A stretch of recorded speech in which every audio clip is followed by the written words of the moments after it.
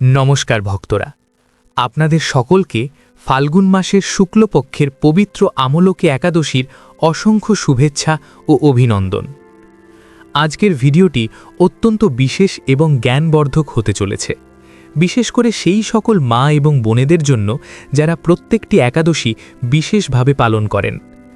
আজ আমরা আলোচনা করব আমলকি একাদশীর সম্পর্কে। ফেব্রুয়ারি মাসে ফাল্গুন মাসের শুক্লপক্ষের একাদশী কবে পালিত হবে এই নিয়ে অনেকের মনেই বিভ্রান্তি আছে। কেউ বলছেন ২৬শে ফেব্রুয়ারি, আবার কেউ বলছেন ২৭শে ফেব্রুয়ারি। আজকের এই ভিডিওর মাধ্যমে আমরা আপনাদের এই বিভ্রান্তি দূর করব, পাশাপাশি জানব আমলকি একাদশীর ব্রত কিভাবে পালন করতে হয়, এই তিথির মাহাত্ম্য কী, ভগবান শ্রীকৃষ্ণ এই বিষয়ে কি বলেছেন।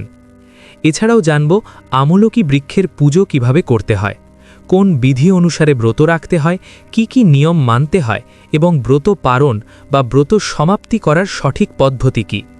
দশমী তিথি অর্থাৎ ব্রতের আগের দিনের নিয়ম কখন থেকে শুরু করতে হবে, কি খাওয়া উচিত, কি খাওয়া উচিত নয় এবং কোন কাজ ভুলেও করা যাবে না, এই সব বিষয়ে বিস্তারিতভাবে আলোচনা করা হবে। অন্যথায় পাপের সৃষ্টি হতে পারে। ফাল্গুন মাসের আসন্ন আমলকি একাদশী সম্পর্কে সম্পূর্ণ তথ্য জ্যোতিষশাস্ত্র ও পঞ্জিকার ভিত্তিতে আপনাদের প্রদান করা হবে। ভক্তবৃন্দ, যদি ভিডিওটি সামান্য বলে উপকৃত মনে হয় তাহলে লাইক করবেন, আর যারা প্রথমবার আমাদের চ্যানেলে এসেছেন তারা আমাদের চ্যানেলটি সাবস্ক্রাইব করবেন, যাতে ভবিষ্যতে নতুন ভিডিওর নোটিফিকেশন সহজে পেতে পারেন।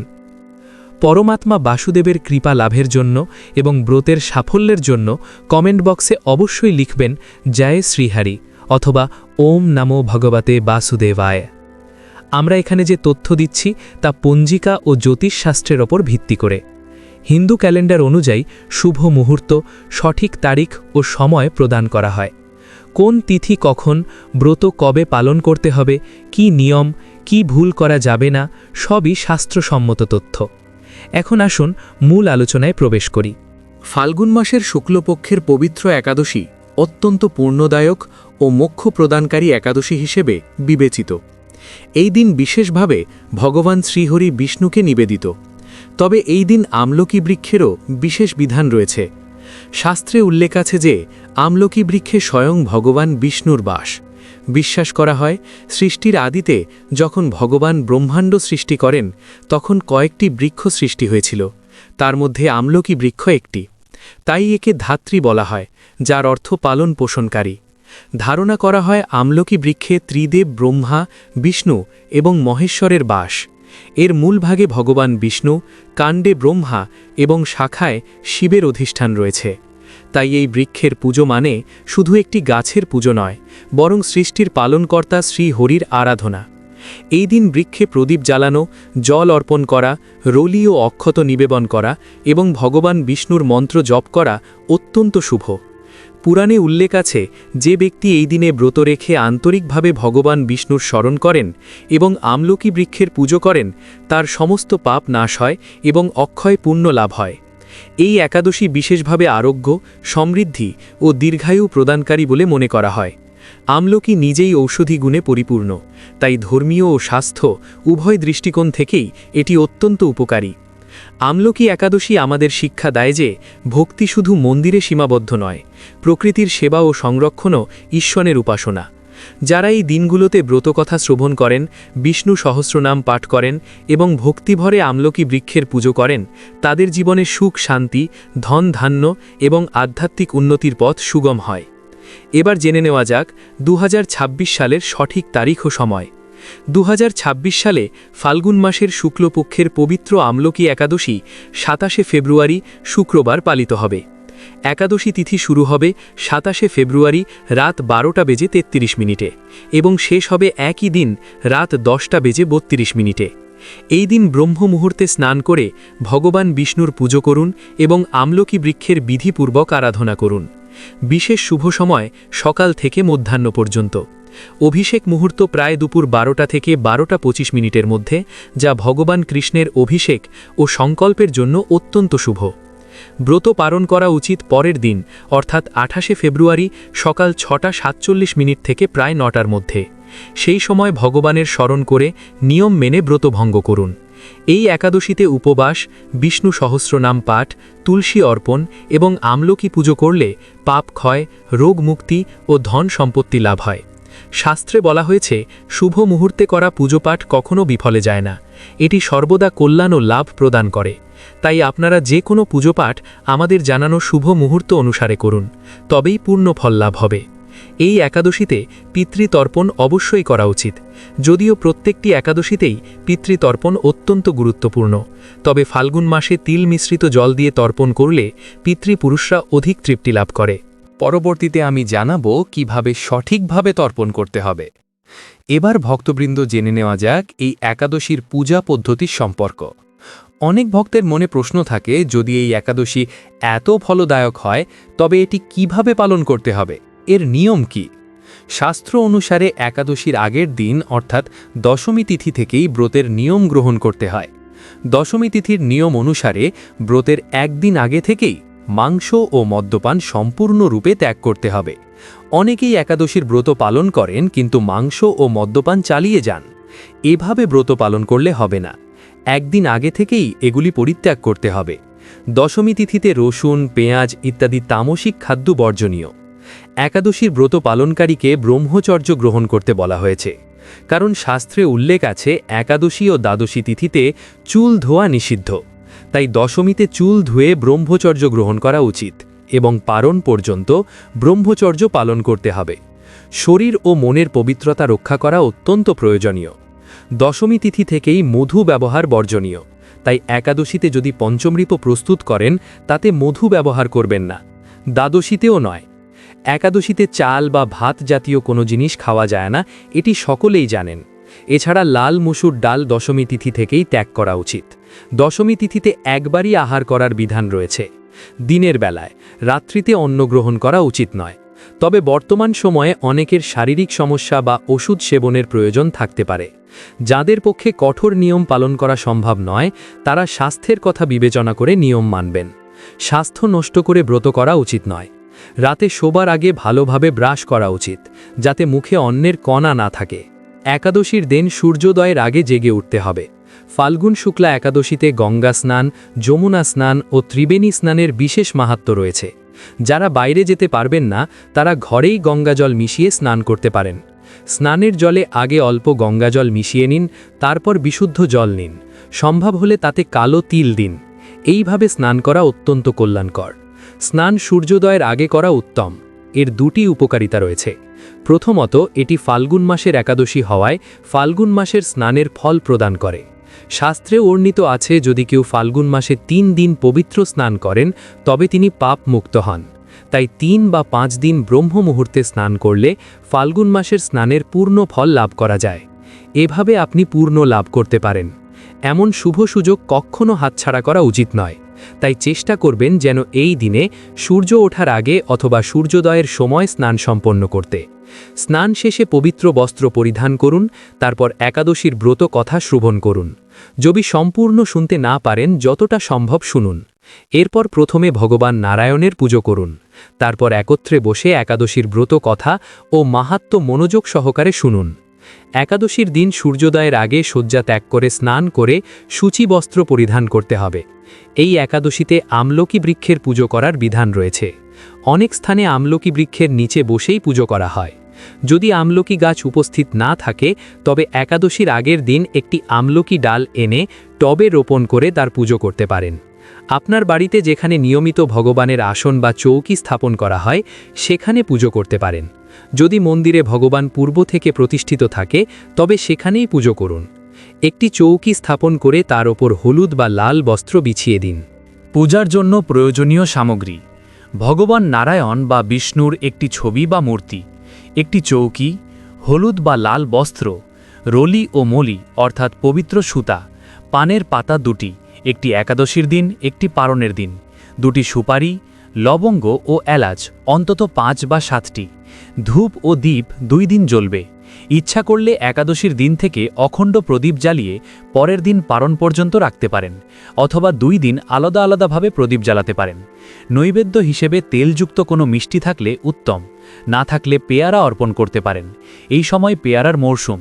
বিকল্প হিসেবে মিশ্রি বা বাতাসা নিবেদন করতে পারেন। আতর অর্থাৎ সুগন্ধি। একটি তামা বা পিতলের লোটো, দৈনন্দিন পূজার লোটো ব্যবহার করতে পারেন। যা বাড়িতে আছে তা ব্যবহার করুন, আর যা নেই তার সংগ্রহ করে নিন। পূজা পদ্ধতি। প্রথমে সংকল্প করুন। সংকল্প ছাড়া ব্রত ও পূজা সম্পন্ন হয় না। সংকল্প করার পর ভগবানের পূজা সম্পন্ন করুন। তারপর একাদশীর ব্রত কথা শ্রবণ করুন এবং অবশ্যই বিষ্ণু সহস্রনাম পাঠ বা শ্রবণ করুন। গল্প ও সহস্রনাম শ্রবণের পর আরতি করুন। এরপর পিতৃপুরুষদের উদ্দেশ্যে জল প্রদান করতে হবে। পিতৃতর্পণ অবশ্যই করবেন। পিতৃতর্পণের সহজ পদ্ধতি পূর্বে বহুবার বলা হয়েছে। সংক্ষেপে বলি, ভগবদ্গীতার 7ম অধ্যায় শ্রবণ করতে করতে পিতৃতর্পণ করুন। প্রিয় ভক্তরা, যদি আপনার জীবনকে সহজ, সুগম ও শান্তিময় করতে চান, তবে নিয়মিতভাবে পিতৃপুরুষদের স্মরণ ও পূজা করা অত্যন্ত প্রয়োজন। পিতৃতর্পণ, জল তর্পণ ইত্যাদি নিয়মিত করলে জীবনের অনেক বাধা বিপত্তি দূর হয়। একাদশীতে পিতৃতর্পণের সহজ পদ্ধতি। একাদশীর দিনে একটি তামা বা পিতলের লোটো নিন। প্রথমে তাতে অল্প গঙ্গাজল দিন, তারপর তাতে বিশুদ্ধ জল ভরুন। সম্ভব হলে কিছু কালো তিল দিন এবং একটি সাদা ফুল অর্পণ করুন। এরপর একটি আসন পেতে দক্ষিণ দিকে মুখ করে বসুন। লোটোটি সামনে রাখুন। এরপর ভগবদ্গীতার 7ম অধ্যায় মনোযোগ দিয়ে শ্রবণ করুন। শ্রবণ শেষে তার পুণ্য ফল পিতৃপুরুষদের উদ্দেশ্যে অর্পণ করুন। 2 হাতে লোটো তুলে ভগবান নারায়ণের ধ্যান করে সংকল্প করুন, হে প্রভু, আমি গীতার 7ম অধ্যায় শ্রবণ করেছি। এর যে পুণ্য ফল তা আমি আমার পিতৃপুরুষদের অর্পণ করছি। তারা যেন এই পুণ্য গ্রহণ করেন ও তৃপ্ত হন। আপনি চাইলে নির্দিষ্ট কোনো পূর্বপুরুষদের নাম স্মরণ করে অর্পণ করতে পারেন, অথবা সর্বে পিতৃ বলে সকল অজ্ঞাত ও পরিচিত পিতৃপুরুষদের উদ্দেশ্যে পুণ্য ফল অর্পণ করতে পারেন। এরপর তর্পণ করুন। ডান হাতের বৃদ্ধাঙ্গুলি ও তর্জনীর মাঝের অংশকে পিতৃতীর্থ বলা হয়। সেখান থেকে জল ধীরে ধীরে অন্য একটি পাত্রে অর্পণ করুন। মুখ দক্ষিণ দিকে থাকবে এবং জলধারা দক্ষিণমুখী হবে। মন্ত্র উচ্চারণ করুন, ওম সর্বপিতৃদেবতাভ্যে নমো সাহা।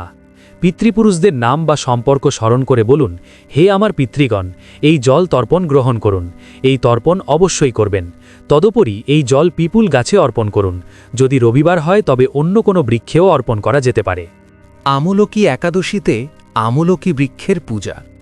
এই পবিত্র দিনে আমলকি বৃক্ষের পূজা অত্যন্ত শ্রদ্ধা ও বিধি মেনে করা হয়, কারণ শাস্ত্রে এটিকে ভগবান বিষ্ণুর রূপ বলা হয়েছে। সকালে স্নান করে সূচি বস্ত্র পরিধান করুন। তারপর আমলকি গাছের কাছে গিয়ে জল বা গঙ্গা জল অর্পণ করুন। রলি, অক্ষত, হলুদ ও ফুল নিবেদন করুন। গাছের নিকটে ঘিয়ের প্রদীপ জ্বালান। এরপর ওম নমো ভগবতে বাসুদেবায়া মন্ত্র জপ করুন এবং ভগবান শ্রীহরির কাছে পরিবারের সুখ, শান্তি, আরোগ্য ও সমৃদ্ধির জন্যে প্রার্থনা করুন। গাছের অন্তত 3 বার বা 7 বার প্রদক্ষিণ করুন। সম্ভব হলে সেখানে বসে বিষ্ণু কথা বা বিষ্ণু সহস্রনাম পাঠ করুন।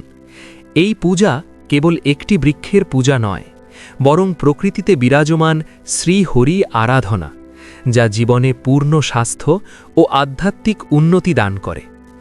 এরপর সারাদিন নিয়ম অনুযায়ী সময় অতিবাহিত করুন। শান্ত চিত্তে থাকুন। কারোর প্রতি বৈরভাব পোষণ করবেন না। কাউকে কষ্ট দেবেন না। অশুভ বাক্য ব্যবহার করবেন না। সন্ধ্যাবেলায় কীর্তন করা উত্তম। বাড়ির আশেপাশে কীর্তন হলে সেখানে অংশগ্রহণ করুন, অথবা ভজন কীর্তন শ্রবণ করুন। এরপর ফলাহার করতে পারেন।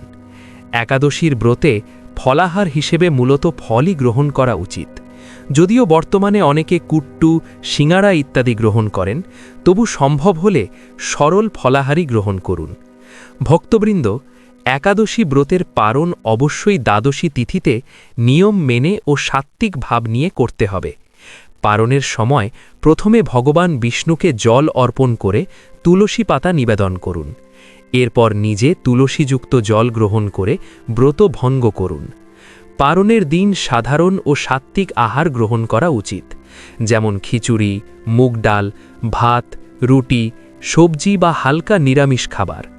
পারণের দিনে রসুন, পেঁয়াজ, আমিষ, মদ্যপান, তামসিক ও অতিরিক্ত মশলাযুক্ত খাবার সম্পূর্ণরূপে বর্জনীয়। প্রথমে মিষ্টি বা ফল গ্রহণ করতে পারেন, তারপর হালকা আহার নিন। খেয়াল রাখবেন, নির্ধারিত সময়ের মধ্যেই পালন করতে হবে। ক্রোধ, অসত্য, অপবিত্র আচরণ থেকে বিরত থাকতে হবে, কারণ কেবল উপবাস নয়, শুদ্ধ আচরণের মাধ্যমেই একাদশী ব্রত পূর্ণ ফল প্রদান করে। তাই সম্ভব হলে ফল ও দুধের মাধ্যমে ব্রত পালন করাই শ্রেয়। শাস্ত্রে বলা হয়েছে, একাদশীর ব্রতে আপনি যতবার আহার গ্রহণ করবেন সেই অনুযায়ী পুণ্য কমে যায়।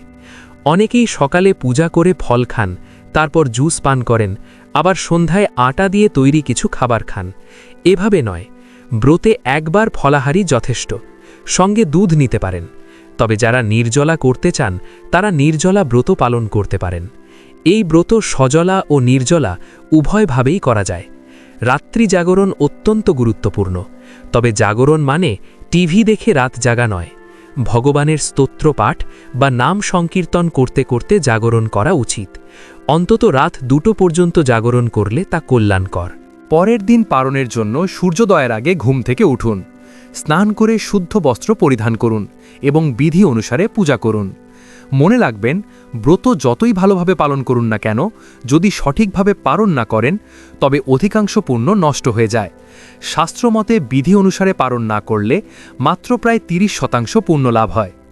পালনের মূল নিয়ম: পালন অবশ্যই দ্বাদশী তিথিতে করতে হবে। দ্বাদশীর প্রথম প্রহর, যা হরিবাসর নামে পরিচিত, তা অতিক্রম করার পরই পালন করা যায়। সূর্যোদয়ের পরেই পালন করতে হবে।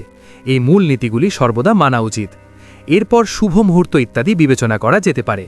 শাস্ত্রে বলা হয়েছে, শুভ মুহূর্তে করা পূজাপাঠ কখনো নিষ্ফল হয় না, তা সর্বদা কল্যাণ ও লাভ প্রদান করে। প্রিয় বন্ধুরা, ভিডিওটি দেখে যদি ভালো লাগে এবং উপকৃত হয়ে থাকেন তাহলে অবশ্যই একটি লাইক করবেন এবং আমাদের চ্যানেলটি সাবস্ক্রাইব করে পাশে থাকা বেল বাটনটি অন করে রাখবেন। এতে আমরা নতুন ভিডিও বানানোর জন্য অনুপ্রেরণা পাই। আমার সকল দর্শক বন্ধুদের ওপর ভগবানের কৃপা বর্ষিত হোক। ধন্যবাদ।